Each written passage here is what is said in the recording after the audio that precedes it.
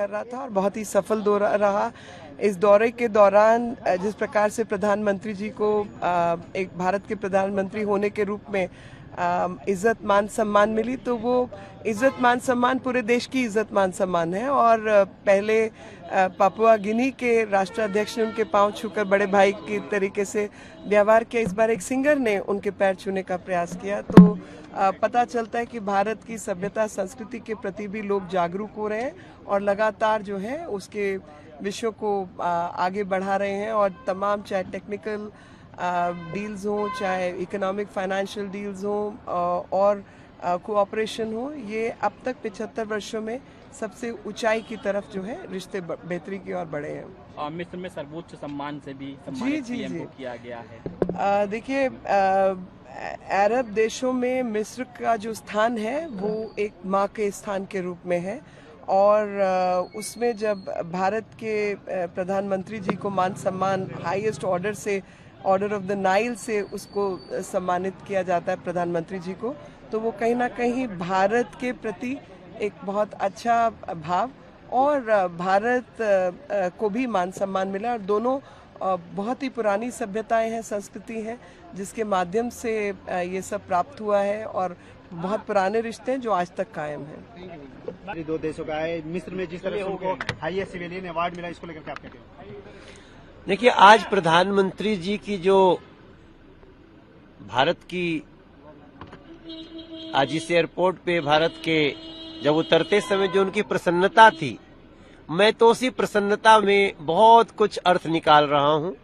उन्होंने हमारे राष्ट्रीय अध्यक्ष जी से, हमारे प्रदेश अध्यक्ष जी से और सभी सांसदों से आराम से, मुझे लगता है कि एक एक डेढ़ मिनट सबसे बात करी और बड़ी प्रसन्नता के साथ उन्होंने पूछा कि यहाँ कैसा है। उनको राष्ट्रीय अध्यक्ष जी ने बताया कि यहाँ हम आपके 9 साल के कार्यों का हिसाब किताब दे रहे हैं और आप जो गौरव बढ़ा करके आए हैं उसका भारत की गली गली में बहुत शोहरत है और हम उसके लिए प्रणाम करते हैं। पूरी जिंदगी में लोगों ने ये सीन नहीं देखा होगा कि किसी भी मुल्क के प्रधानमंत्री को इस तरह की इज्जत मिली हो। अमेरिका में व्हाइट हाउस में, दुनिया की सबसे पावरफुल कंट्री ने, मुझे लगता है शायद पॉप को कभी उन्होंने इज्जत दी होगी, किसी पॉलिटिशियन के हिस्से नहीं आई ऐसी। तो हमारे प्रिय प्रधानमंत्री जी छा गए। ये 140 करोड़ लोगों के लिए फख्र की बात है। अपोजिशन को भी चाहिए कि इस बात को तो यार सुना दो कि हमारे प्रधानमंत्री कहां से कहां ले गए हैं हमको।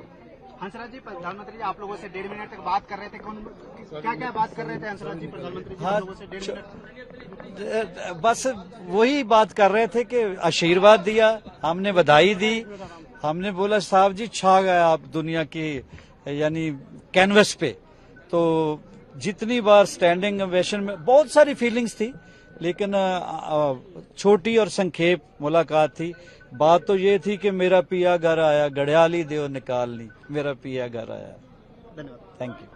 पूरा देश ही खुश है और अभी जब हम उनसे मिले तो कोई उनके चेहरे पर थकावट नहीं थी और अभी भी वो फुल ऑफ एनर्जी थे, तो बहुत ही अच्छा लगा। हमने उनका वेलकम किया। विपक्ष जिस तरीके से तैयारी कर रहा है, एकजुटता की मीटिंग कर रहा है पटना में, क्या कहेंगे उस पर? कोई विपक्ष में दम नहीं है, कोई विपक्ष में दम नहीं है। देश की जनता जानती है कि सारे ये लोग